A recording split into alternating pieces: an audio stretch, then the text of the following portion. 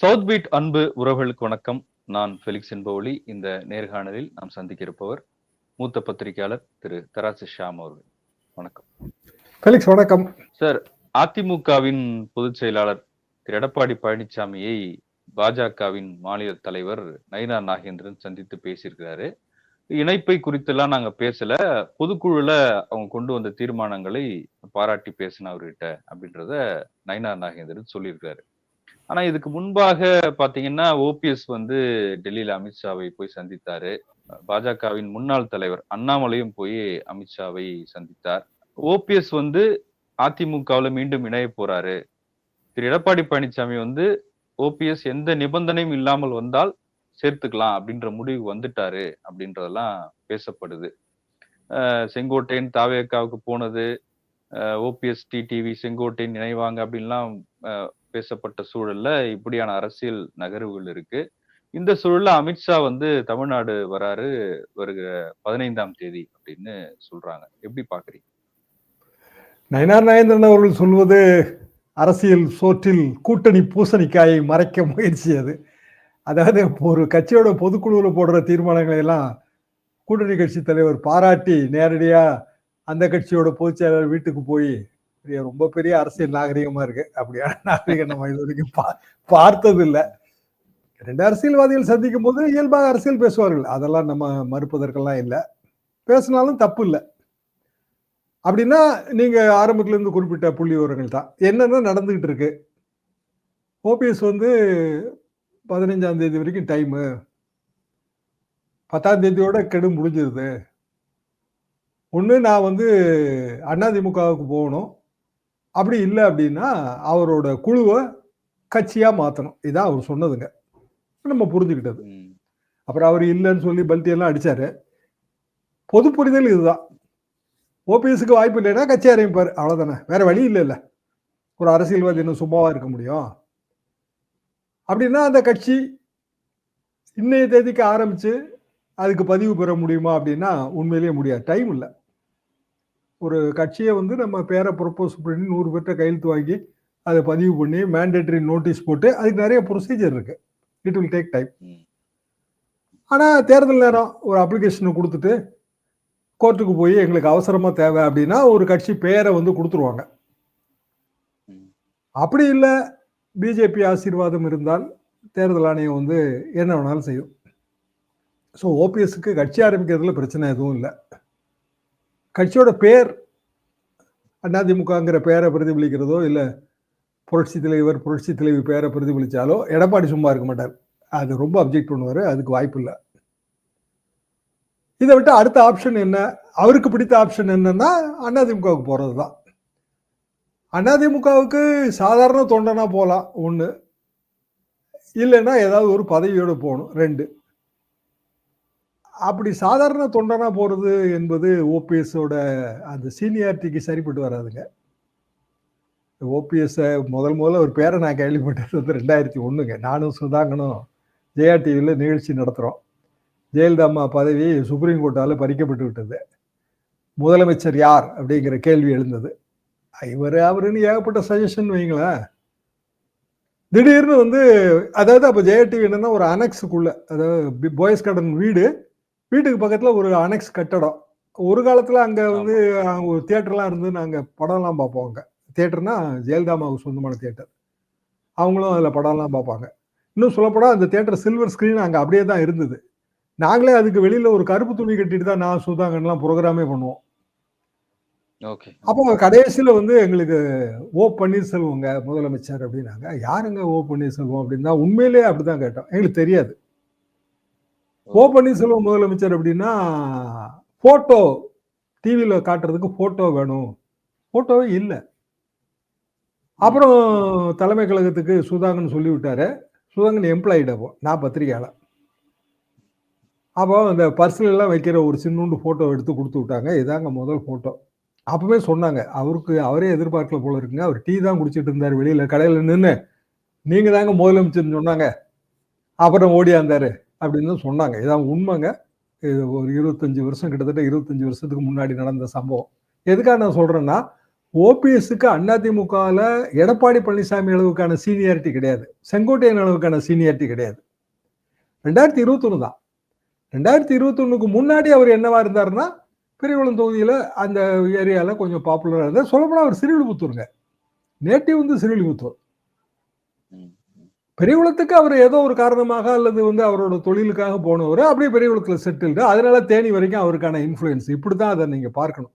ஆக அதிமுக 25 வருஷம் அப்படி எடுத்துக்கிடலாம்.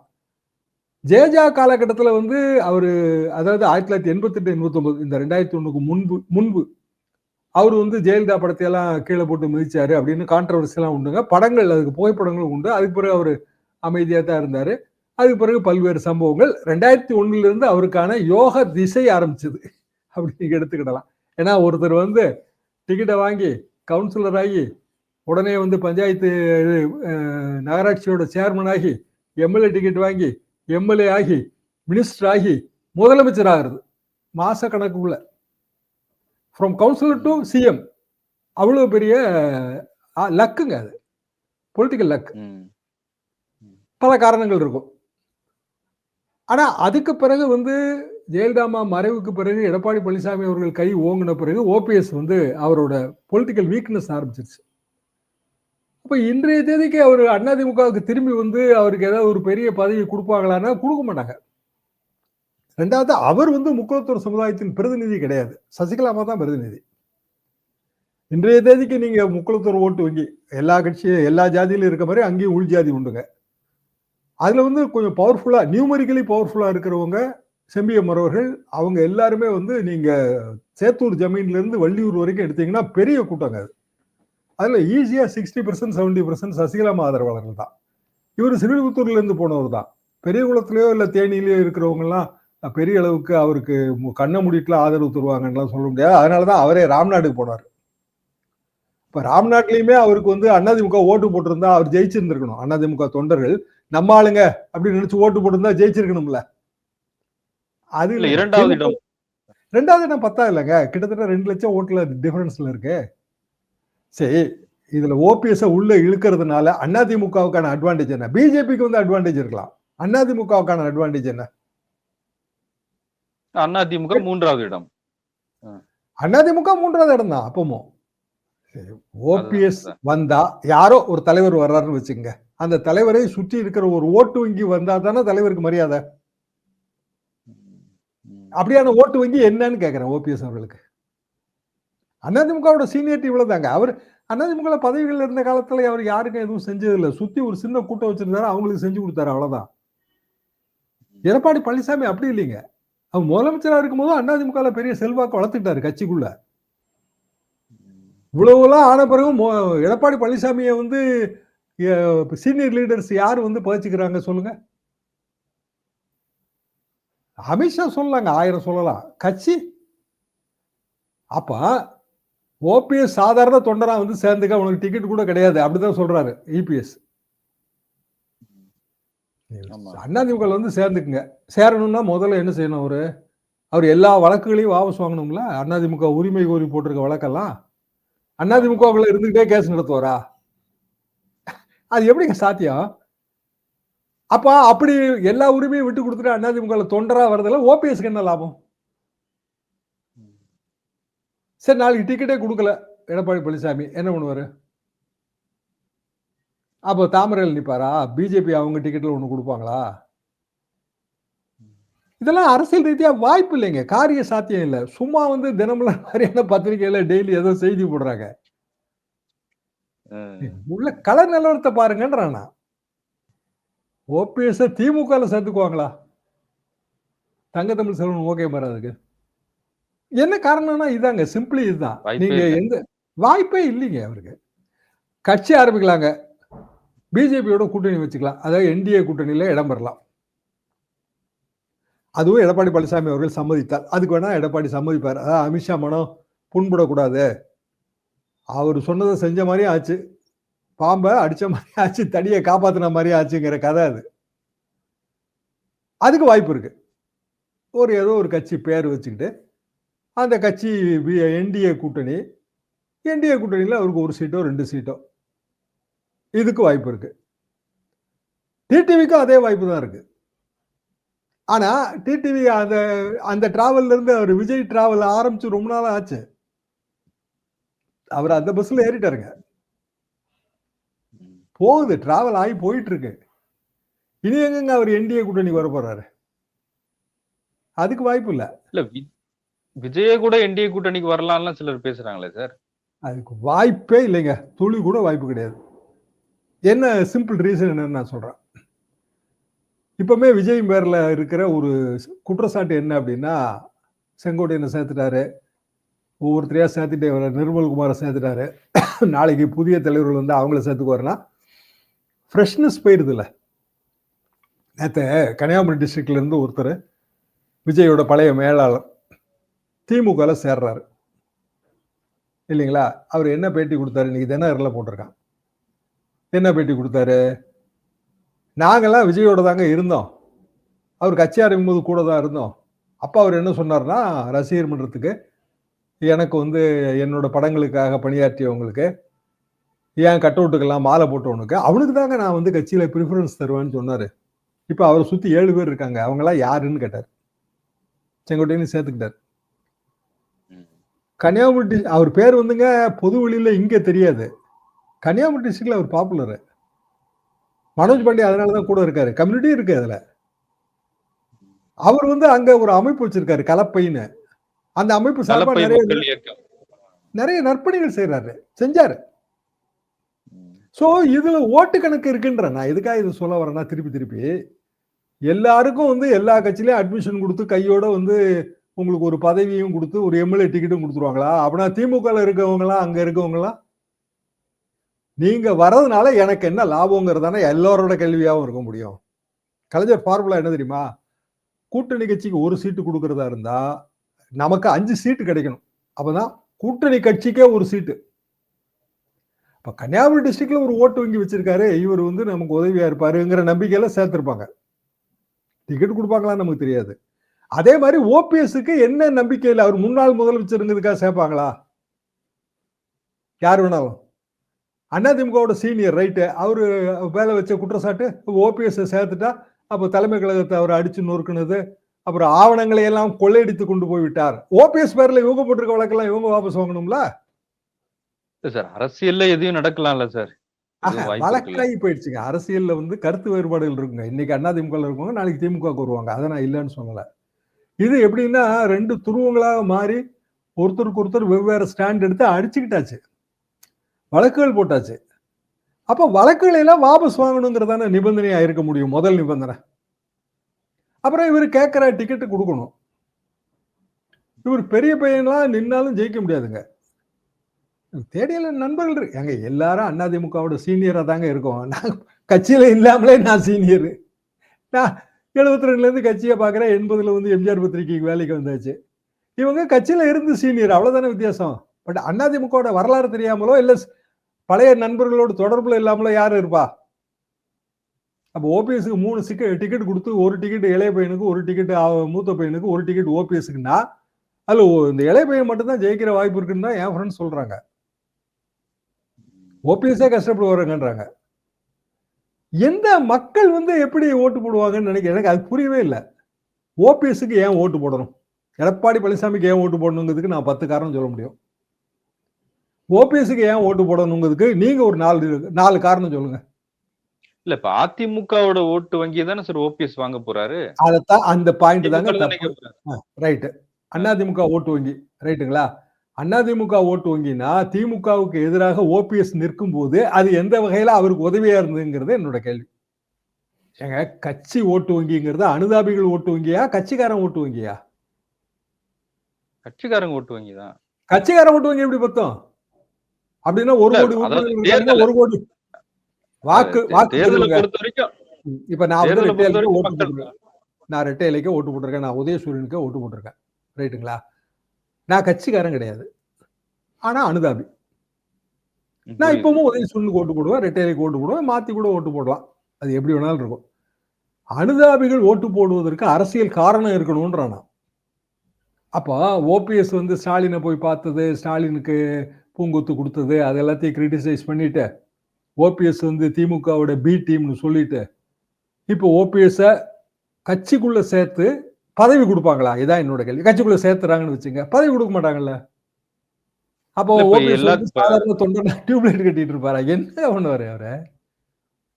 இப்ப அதிமுகவோட பொதுக்குழு பத்தி தொலைக்காட்சியில பேசும்போது மூத்த ரைட். பத்திரிகையாளர் ஆர்கே கூட சொன்னாரு. ஆ. அவங்க பொதுச் செயலாளர் டெல்லியில இருக்காங்கங்க. அவரு பேரு அமித்ஷா அப்படின்னு சொல்லி அவரு ஒரு செட்டையரா சொன்னாரு. அப்ப அமித்ஷா வராரு, அவரு முடிவு எடுக்கிறாரு. ஓபிஎஸ் போய் அமித்ஷாவ சந்திக்கிறாருன்னும்போது, அதுல ஒரு அரசியல் மாற்றம் ஏற்படாதா? ஏப்ரல் மாசம் தானங்க இந்த கூட்டணி அமைஞ்சது. அமித்ஷாவும், எடப்பாடியும். அதுக்கு ம், பிறகு ம். ஓபிஎஸ்ஸ ஏன் வந்து அமித்ஷா புறக்கணிச்சாரு? பார்க்கவே இல்லல்ல. அமித்ஷாவும் பார்க்கல, மோடியும் பார்க்கல. அதத்தானே அவரு குற்றச்சாட்டாவே வச்சாரு. ஆமா. நயினார் நாகேந்திரனே ஃபோன் எடுக்க மாட்டேங்கிறாரு. அப்படிலாம் சொன்னாரு. நயினார் நாகேந்திரன் என்ன சொன்னாரு? எனக்கு சொல்லியிருந்தா நான் ஏற்பாடு பண்ணியிருப்பேன்னு சொன்னாரா இல்லையா? ஆமா, ஆமா. அப்ப இதுவரைக்கும் ஓபிஎஸ்ஸ வந்து சைட் லைன் பண்ணிட்டு, இப்ப வந்து கூப்பிட்டு ஏன் பேசுறாங்க? ஏன் பேசுறாங்கன்னா, எடப்பாடிக்கு ஒரு அழுத்தம் அவ்வளவுதான்.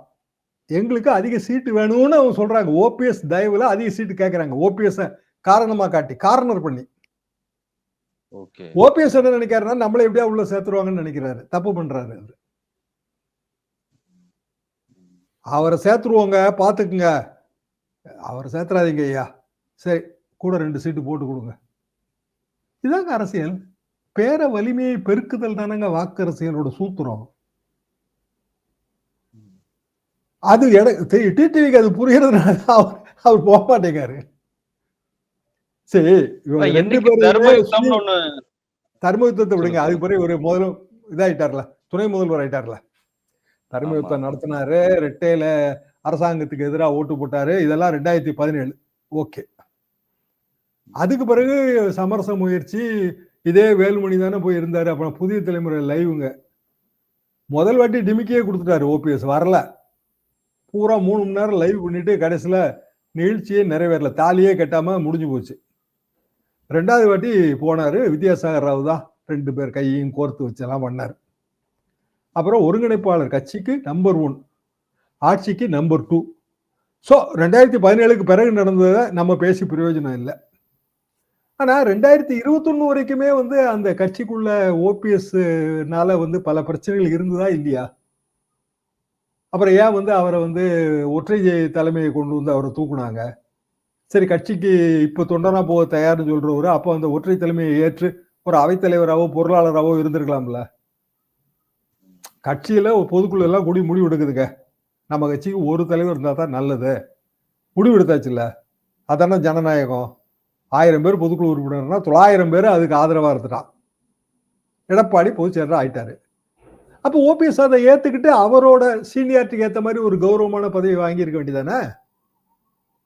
சரி, இன்னைக்கு அவரு அத ரியலைஸ் பண்றாருன்னு சொல்லலாம்ல. இப்ப அவரு அது எப்படிங்க தனிச்சின்னத்துல நிக்கிறாரு. அரசியல்ல அவர் ஏதுங்க ஜெயிக்க முடியல. ரியலைசேஷன்? ஒரு பஸ்ஸ நீங்க அரசியல்ல மிஸ் பண்ணிட்டீங்கன்னா அவ்வளவுதான். பஸ் ஸ்டாண்ட்லயே துண்டு விரிச்சு படுக்க வேண்டியதுதான். இல்ல வேற வழி இல்லன்றேன். ஏங்க நம்ம நண்பர்கள் எவ்வளவு பேருங்க, அழகு திருநாவுக்கரசு எவ்வளவு பேரு பஸ்ஸ மிஸ் பண்ணவங்க. ஆமா. என்ன ஆனாங்க அப்புறம்? அது வேற வழி இல்லங்க. ப்ரூடென்ட்டா அப்ப நீங்க டிசிஷன் எடுத்திருக்கணும். எடுக்கல. இப்ப தமிழ் இப்ப மோகன் ஹுசைன் இருக்கிற போஸ்ட்ல ஓபிஎஸ் இருந்திருக்கலாம்ல. அதுல என்ன அவருக்கு நஷ்டம்னு நான் கேட்கிறேன். அவைத்தலைவர் பதவி கௌரவமான பதவி இல்லையா? இப்ப எடப்பாடி பழனிசாமி அந்த பஸ்ல தானே சார் இருக்காரு. எடப்பாடி பஸ்ஸ விட்டு இறங்கல இல்ல. கரெக்ட்டா பஸ்ல இருக்காரு. டிரைவரையும் கண்ட்ரோல்ல வச்சிருக்காரு. சரி, பேசஞ்சரையும் கண்ட்ரோல்ல வச்சிருக்காருல்லங்க. அவர தாண்டி யாரு வந்திருக்கா சொல்லுங்க? சீனியர் லீடர்ஸ்லாம் பேசுனாங்கன்றாங்களா? ஒரு சீனியர் லீடராவது அதெல்லாம் சொல்லி எக்ஸப்ட் செங்கோட்டையன் சொன்னதுதாங்க. செங்கோட்டையன். மத்த செய்திகள் வந்தது. பட் ஏன் வந்து சீனியர் லீடர்ஸ் எடப்பாடிக்கு எதிரா போர்க்கொடி பிடிக்கலன்னு என்னோட கேள்வி. ஏன் பிடிக்கலன்னா, அவங்க எடப்பாடி தான் பெட்டர்ன்னு நெனைக்கிறாங்க. அதான் சிம்பிள் ரீசன் அதானங்க. ம், ம், ம், ம். இன்றைய தேதிக்கு அதிமுக, பிஜேபி கூட்டணி கிடைச்ச உடனே அதுக்கு ஒரு வோட் பேங்க் வந்துருச்சு. அந்த வோட் பேங்க வச்சு எங்கெல்லாம் ஜெயிக்க முடியும்னு பார்த்தா, கன்னியாகுமரியில ஜெயிக்க முடியும், கன்னியாகுமரி பார்டர்ல ஜெயிக்க முடியும், கோயம்புத்தூர்ல ஜெயிக்க முடியும், திருப்பூர்ல ஜெயிக்க முடியும்னு ஒரு கணக்கு இருக்குல்ல. ம். அப்ப அந்த ஏரியால இருக்கவங்க இதுக்குள்ள வரமாட்டாங்க. ஓபிஎஸ் டிடிவி ஓட்டு வேணும்னு நினைக்கிறவங்க சவுத். ம். ம். அப்ப சவுத்ல ஓபிஎஸ் டிடிவி ஓட்டு வேணும்னு நினைத்தால், ஓபிஎஸ் டிடிவிக்கு அங்க சீட்டு குடுக்கணும்ல நாளைக்கு. ஒரு 8-10 தொகுதி இருக்குங்க. மதுரை டிஸ்ட்ரிக்ட்னு எடுத்துக்கங்க. அதுல 3-4 தொகுதியை வந்து பிஜேபியே கேட்கும். எடப்பாடி சொல்ற புள்ளி விவரமே அதானங்க. 41% அவங்க 18 நாங்க 23ன்றாரு. ரைட்டு. ஆமா, ஆமா. அமித்ஷா என்ன சொல்வாரு? ஏப்பா நீ 23%, 234 தொகுதியில 23%க்கு என்ன தொகுதியோ அதை நீ எடுத்துக்க. நான் 18%, 234 தொகுதியில 18%க்கு என்ன தொகுதி இருக்கோ அதை எனக்கு குடுன்னு கேட்பாரா கேட்க மாட்டாரா? அப்ப புள்ளி விவரத்திலே வந்து நம்ம மாற்றோமேன்றேன். நீங்க தானங்க பேசுறீங்க 2024 புள்ளி விவரப்படி இவ்வளவுன்னு பேசுறீங்க. அப்படின்னா புள்ளி விவரப்படி நீங்க ஷேர் கொடுக்கணும்ல. இந்த தொல்லை வந்துங்க ஆமா. திமுக கூட்டணியில வராதுல்ல. ம். சரி, ஒருத்தரை வந்து நீங்க ஈக்குவல் பார்ட்னர்னு ஒத்துக்கிறீங்க பிஜேபியை. 18% ஓட்டு, எங்களுக்கு 23% ஓட்டு. ரைட்டு. 18%க்கு உண்டானதை பிரிச்சு கொடுங்க. ஷேர் ஆட்டோல வடிவேல் வந்து ஏத்தி விடுவான் தெரியுமா ஒரு படத்துல? ஐயா ஷேர் ஆட்டோனா என்னன்னு கேட்பான். பக்கத்துல இருக்கிற பஸ் ஸ்டாண்ட்ல நிக்கிறவன்ட்ட. அது ஒண்ணும் இல்லப்பா, இங்க இருக்க அவன் டார்ச்சர் பண்ணுவான். அவன் வந்து ராங் ரூட் காட்டி விட்டுருவான். இருக்கிற பேசஞ்சரை ஏத்து. ஒரு ஆட்டோவுக்கு இவ்வளவு பேரு. கடைசி ஸ்டாப்ல நீ எல்லாரும் இறங்கின உனக்கு உண்டானதை பிரிச்சு கொடுத்துருவாங்க. பங்க குடுமா வடிவேல் கடைசியில. ஏன்னா நானே வந்து கடனை உடனே வாங்கி ஆட்டோ ஓட்டுற, நீ பங்க கேட்கிற. அந்த கதை இது பங்க கொடுனா பிஜேபிக்கு எப்படி 18% பங்கு கொடுப்பீங்க? அதிமுக பலம் பெறணும் அப்படின்றது அதிமுக அனுதாபிகளோட விருப்பமா இருக்கு. கரெக்ட் தாங்க. இப்ப இல்ல திமுக அனுதாபிகளோட திமுக விருப்பம் கூட அதுதான். அதிமுக, திமுக, திமுக, அதிமுக இருக்கிறதா தமிழ்நாட்டுக்கு நல்லது. என்னோட கருத்து அதுதாங்க. பிஜேபி வர்றது அதிமுக நல்லது இல்லைன்னு இடத்துக்கு நினைக்கிறோம். இல்ல பிஜேபி வர்றது நல்லது இல்ல அப்படின்னு நீங்க நினைக்கிறதா சொல்றீங்க. இப்ப தாவேக்கா அதிமுக இடத்துக்கு நகருது அப்படின்னு கூட சிலர் சொல்றாங்களே. அதுவும் சரியில்லைன்னு தான் நான் நினைக்கிறேங்க. அதிமுக, திமுக, திமுக, அதிமுக இந்த ரேஞ்சில் இருக்கிறது தான் வந்து தமிழ்நாட்டு அரசியலுக்கு நல்லது. அதிமுக இப்போ ஹிமாலயன் பிளண்டர் பண்ணுது திருப்பரங்குன்றம் மேட்டர்ல, இல்ல பிஜேபியோட கூட்டணி வைக்கிறது. ஆனா அது 2026 தேர்தலுக்கு பிறகு அது மாறிடும். அப்போ தேர்தலுக்கு இன்னும் கொஞ்ச நாள் தான் இருக்கு. அடுத்த வருஷம் இந்நேரம்லாம் புதிய ஆட்சியில புதிய அமைச்சர்கள் எல்லாமே இருக்கணும் இல்லையா? ஆமா. ஆனா அந்த இடத்துல நீங்க வேற ஒரு புது கட்சியை கொண்டு வந்து விட்டுட்டீங்கன்னு வைங்க, அப்புறம் அதை நோக்கியே வந்து இந்த அரசியல் சுழலும். அது நல்லது இல்ல. அதிமுக பலவீனப்படக்கூடாதுன்னு தாங்க எல்லாருமே நினைக்கிறோம். ஆனா இப்ப இவங்க எடுக்கிற முடிவை மாத்த முடியல. சோ இவங்க பலவீனப்பட்டு தான் மாறுவாங்க அப்படின்னு நான் நினைக்கிறேன். ஃபைனலா விஜய் வந்து பாஜக பக்கம் போக வாய்ப்பே இல்ல. அந்த என்டிஏ கூட்டணிக்குள்ள போக வாய்ப்பு என்ன இல்ல. ரீசன்னாங்க, சினிமா ஸ்டார் மைண்ட் என்னன்னா அவங்களுக்கு மிகை மதிப்பீடு தான். நம்ம பெரிய ஸ்டாரு, நமக்கு இவ்வளவு கூட்டம் வருது, நம்ம கையை காட்டினா எல்லாரும் ஓட்டு போடுவாங்க. இதுதான் அது. அப்படி அது உண்மை இல்ல. அவருக்கு வந்து ஒரு ஃபேன் ஃபாலோவிங் இருக்கும். கூட்டம் வரும். நம்ம அதோட கணக்கு என்னவாக முடியும் அப்படின்னா, ஆவரேஜா நமக்கு வந்து 4.25 கோடி ஓட்டு பதிவாகணுங்க. மொத்தம் இருக்கிற 6.25 கோடி ஓட்டுல 4.25 கோடி ஓட்டு பதிவாகணும். 4.25 கோடி ஓட்டுல 1.5 கோடி ஓட்டுக்கு மேல வாங்கக்கூடிய கெப்பாசிட்டில இருக்கிறது 2 கட்சி தான். திமுகவும், அதிமுகவும். திமுக வந்து 2 கோடி, 2.25 கோடி, 2.5 கோடின்னு ஒரு எய்ம் வச்சு செயல்படுறாங்க. அதிமுகவும் அந்த எய்ம் வச்சிருக்கோம்.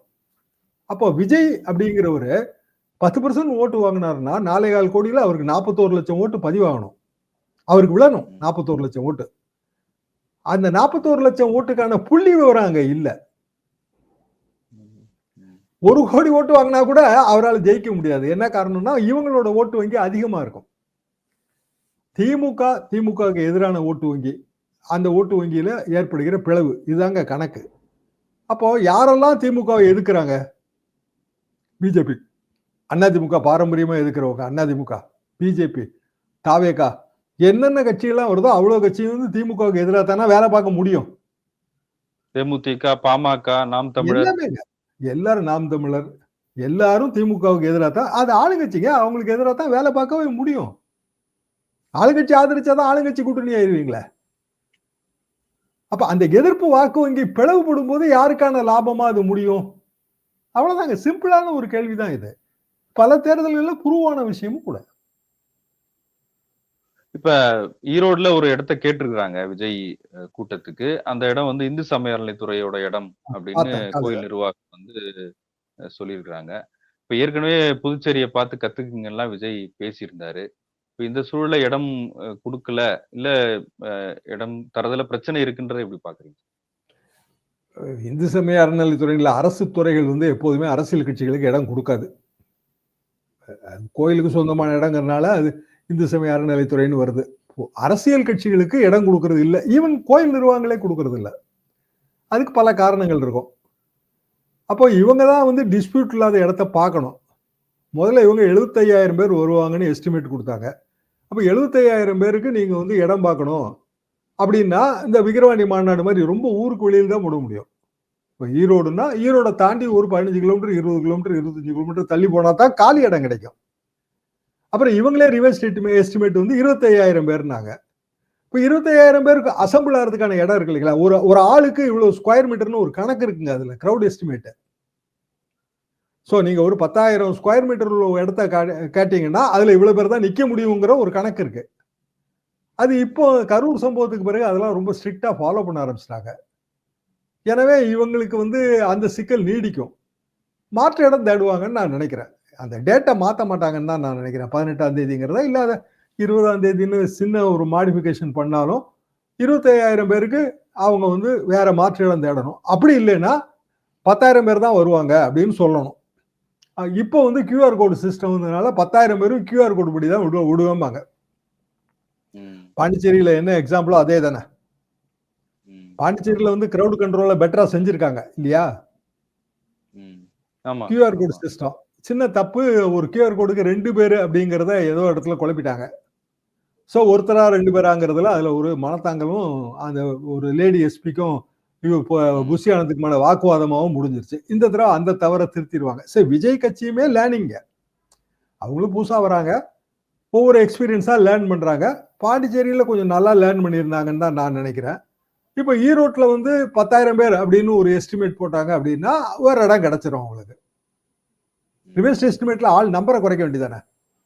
10,000 பேருக்கான கியூஆர் கோடை வந்து கொடுக்கணும். இனி எல்லா கூட்டமும் கியூஆர் கோடு சிஸ்டம் தான் ஓடும். அப்படி இல்லைன்னா ஏற்கனவே ஸ்பெசிஃபைடு பிளேஸ் இருக்கு இல்லைங்களா, அங்க நடத்தி கிரௌட வந்து கம்மியா வைக்கணும். விஜய் இது வரைக்கும் என்ன மெத்தடுங்க ஃபாலோ பண்ணாரு?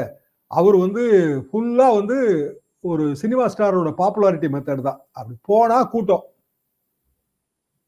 பாக்குற கூட்டம், எல்லா கூட்டமும் வரும். அது வந்து நமக்கு டிவிகள்ல இல்ல விஷுவலா வந்து அது பெரிய அளவுக்கு நமக்கு அப்பீலா இருக்கும்னு அவர் இது வரைக்கும் அப்படி நினைச்சாரு.